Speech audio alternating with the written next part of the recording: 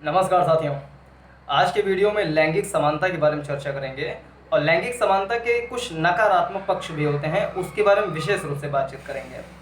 लैंगिक समानता आप जानते होंगे कि लिंग के आधार पर किसी से भी भेदभाव ना करना। जैसा कि यूनिसेफ है, यूनिसेफ ने भी कहा है कि अगर जितने भी लोग हैं, जितने भी बच्चा या बच्ची हैं, सभी को अवसरों की समानता होनी चाहिए। उनके अंदर जो क्षमताएं होती हैं वो प्राकृतिक रूप से लगभग समान होती हैं। सभी को प्रकृति द्वारा प्रदत्त शक्तियां होती हैं जिनका उपयोग करके वो बहुत ज़्यादा आगे बढ़ सकते हैं। इसीलिए उनको अवसरों की समानता दी जानी चाहिए और जितने ज़्यादा उनके पास अवसर होंगे, लड़कियों के पास जितने ज़्यादा अवसर होंगे, वो लड़कों के बराबर उतना ज़्यादा वो जा सकती हैं, कंधे से कंधा मिला करके काम कर सकती हैं। तो बेसिक रूप से लैंगिक समानता यही होता है। और चाहे राजनीति के क्षेत्र में, आर्थिक, सामाजिक, सांस्कृतिक, किसी भी क्षेत्र में महिलाओं के साथ लैंगिक भेदभाव ना करना, दैट इज़ कॉल्ड लैंगिक समानता। तो लैंगिक समानता के कुछ नकारात्मक पक्ष भी होते हैं। उदाहरण के रूप में अभी हाथरस वाला कांड बहुत ज़्यादा फेमस चल रहा है।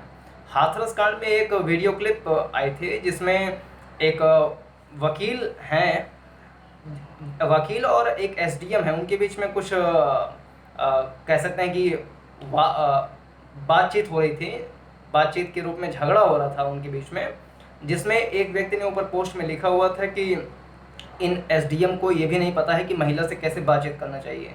जबकि उस वीडियो क्लिप में साफ साफ ये दिखाई दे रहा था कि वो महिला उस एसडीएम के ऊपर ज़्यादा हावी हो रही थी। यहाँ तक कि सबसे पहले उसने अपने हाथ से उस पुरुष को धक्का भी दे दिया और उसकी आवाज़, जो उसकी तीव्रता है, उसके बोलने की जो तीव्रता है, उसकी जो तारत्व है, वो भी उस एसडीएम की तुलना में ज़्यादा था।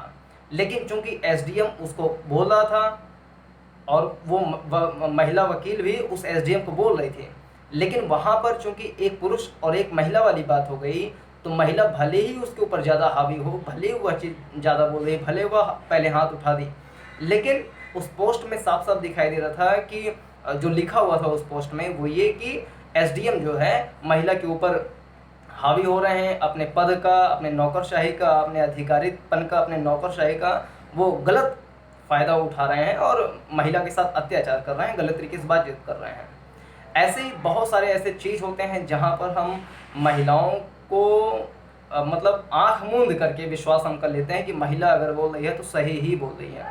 उदाहरण के रूप में अभी बहुत समय पहले ही, बहुत समय मतलब कि 1 साल के भीतर भीतर में ही एक मामला सामने आया था, कहीं शायद समाचार पत्र में या कहीं पर पढ़ा या देखा था, जिसमें एक लड़की थी, वो जा कर के पुलिस थाने में जो वहाँ के थाना प्रभारी वगैरह होते हैं, कांस्टेबल वगैरह, उनसे शिकायत की कि फलाने लड़के ने हमारे साथ छेड़खानी की। अब लड़के ने छेड़खानी की, ठीक है, लड़के ने छेड़खानी की तो उसको पकड़िए, उसको जेल में डालिए, छेड़खानी वाला धारा लगाइए, उसको फिर जाके अधीनस्थ न्यायालय में जो कोर्ट होता है, सेशन कोर्ट वगैरह होता है, उसमें उसको दाखिल कीजिए। ये प्रोसेस होता है, वो चीज़ करना चाहिए। लेकिन लड़की ने खाली ये जाकर बोल दिया कि फलाने ने हमारे साथ छेड़खानी कर दी, तो लड़का को दरियाएँ पीटना शुरू कर दिया। तो ये जो काम होता है कि लड़की या महिला कुछ भी बोल दे तो आँख मूंद करके तुरंत कार्रवाई करने लगना, ये एक तरीके से हम कह सकते हैं लैंगिक भेदभाव है ये। यानी कि एक नारीवादी जो होता है, महिलावादी सोच जो है, वो ज़्यादा हावी हो जाती है, तो कभी कभी पुरुषों के साथ अन्याय भी हो जाता है। और ऐसा एक केस नहीं, बहुत सारे केसेस हैं, उसी के बारे में इस वीडियो में चर्चा ही कर रहे हैं।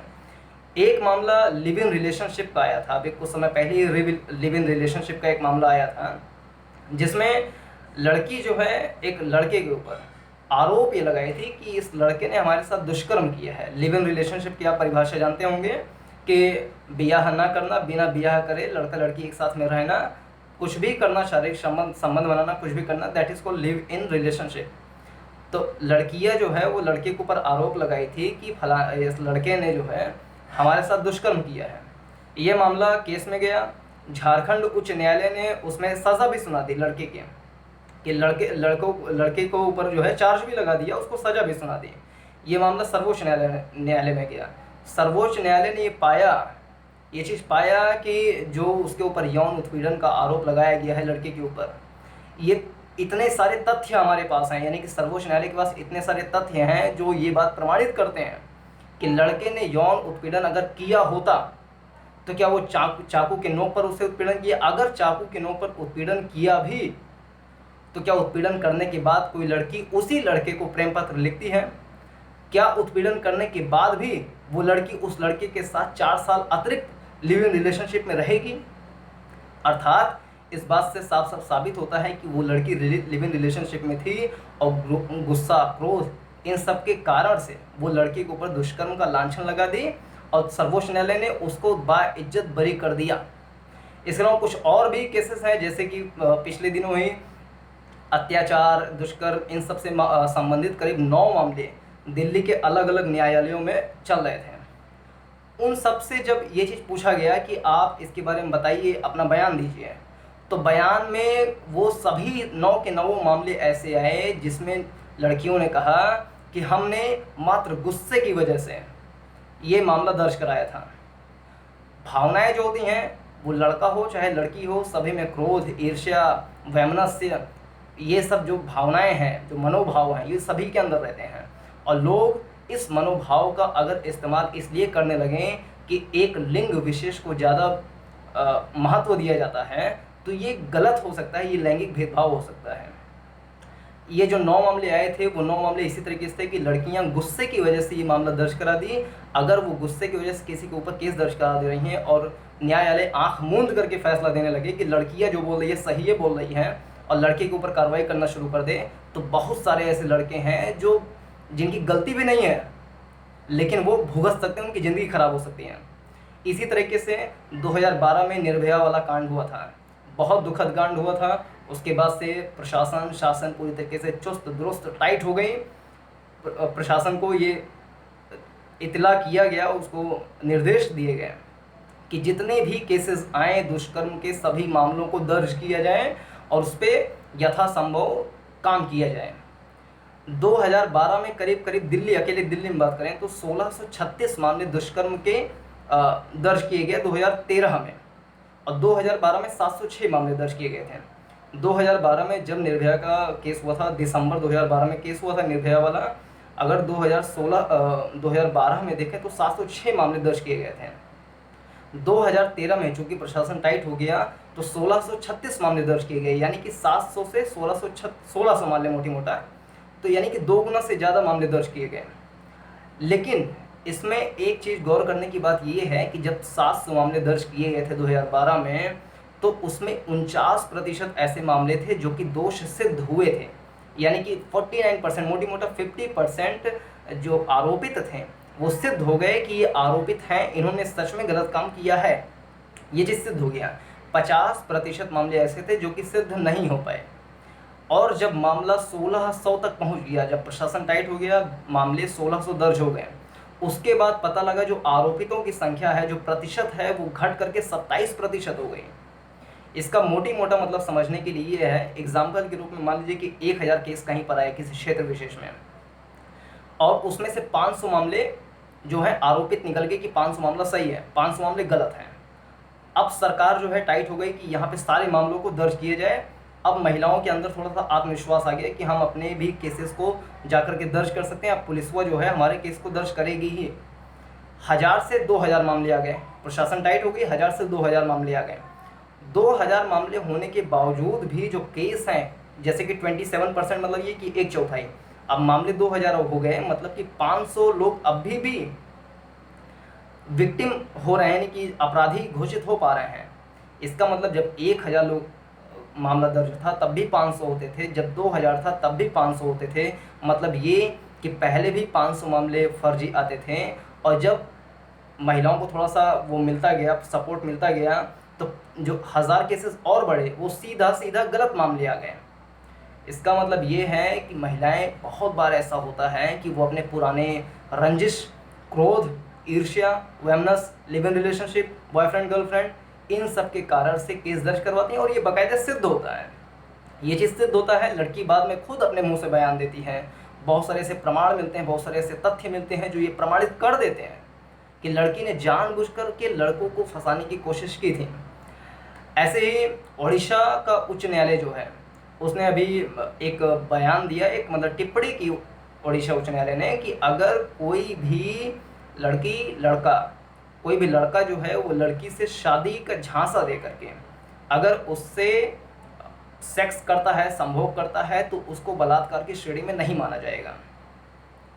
ये बड़ी बात थी। और ऐसा ही भाषा कुछ 2017-18 में सर्वोच्च न्यायालय ने भी कहा था, जो कि उड़ीसा के उच्च न्यायालय ने भी कहा कि अगर कोई व्यक्ति शादी का झांसा दे करके किसी के साथ दुष्कर्म करता है तो वो दुष्कर्म नहीं माना जाएगा, क्योंकि वहाँ पे दोनों की सहमति है। हालांकि नैतिक दृष्टि से देखा जाए तो किसी के साथ झांसा दे करके उसके साथ शारीरिक संबंध बनाना ये गलत है, लेकिन जब दोनों की सहमति हो जाती है और उस सहमति के पीछे चाहे विश्वास हो चाहे अविश्वास हो, नैतिक चीज़ थोड़ा सा पीछे अगर रख लें, लेकिन जब दोनों के बीच में विश्वास हो गया, सहमति बन गई, अब जब रिलेशन बन रहे हैं तो उसको दुष्कर्म के श्रेणी में नहीं रखा जाएगा। और न्यायालय इसके लिए इसके पक्ष में अपना स्पष्ट, हम कह सकते हैं कि अपनी टिप्पणी भी दे दी है। इसी तरीके से दिल्ली का जो उच्च न्यायालय है उसने भी साफ साफ कहा है कि बहुत सारी महिलाएं हैं जो कि गलत तरीके से दुष्कर्म के मामले केस दर्ज करवा देती हैं। उन महिलाओं को जो है समाज की तरफ से बहुत सारा सिंपैथी मिलता है, बहुत सारा सपोर्ट मिलता है, जिसका महिलाएं गलत उपयोग भी कर लेती हैं कई बार। और इसके बहुत सारे सैकड़ों एग्जाम्पल हैं कि महिलाएं उसका गलत उपयोग कर लेती हैं। तो दिल्ली की उच्च न्यायालय ने टिप्पणी किया कि जो पुरुष हैं, पुरुष की सम्मान जो है, पुरुष की जो गरिमा है, उसको कोई ठेस ना पहुँचे, उसकी गरिमा को कोई हनन ना हो पाए, उसका सम्मान नीचे ना गिर जाए, इसके लिए भी एक टाइट कानून बनाना चाहिए, जैसे कि महिलाओं के अधिकार और उनके संरक्षण के लिए बनाया गया है। क्योंकि जब तक महिला और पुरुष दोनों के लिए काम नहीं किया जाएगा तब तक लैंगिक भेदभाव बना ही रहेगा, क्योंकि हम एक चश्मे से किसी एक लिंग विशेष को इतना ज़्यादा महत्व दे देते हैं कि उसकी सभी बातों को आंख मूंद करके हम मान लेते हैं और दूसरे को इग्नोर करते चले जाते हैं। कोई भी मामला होता है तो लड़की के पक्ष को ही सुना जाता है, ये मान लिया जाता है कि लड़की ही सब कुछ बोल रही है, वो सोना उगल रही है, बाकी लड़का जो है कुछ भी बोल रहा है वो गलत ही बोल रहा है। दोनों पक्ष को सुनना चाहिए और दोनों पक्ष को सुनने के बाद निष्पक्ष होकर के न्याय देना चाहिए। और यही न्याय का एक बहुत बड़ा सिद्धांत भी है, जिस पे काम करके किसी को भी सही न्याय दिया जा सकता है। तो इस वीडियो में फ़िलहाल इतना ही। आप बताइए कि क्या ये बातें सही हैं? और ये बातें मेरी बातें नहीं हैं, ये बातें दैनिक जागरण में बाकायदे एक एडिटोरियल में रितु सारस्वत जी ने छापा है इन बातों को। और उड़ीसा उच्च न्यायालय, सर्वोच्च न्यायालय, दिल्ली उच्च न्यायालय, झारखंड उच्च न्यायालय, इन तरह तरह के न्यायालयों ने जो अपनी टिप्पणी दी हैं उसके माध्यम से अपनी इन बातों को मैं प्रेषित करने का प्रयास किया हूँ। इसके बारे में आपके जो विचार हैं उसको बता सकते हैं। वीडियो को देखने के लिए बहुत बहुत धन्यवाद। नमस्कार, जय हिंद।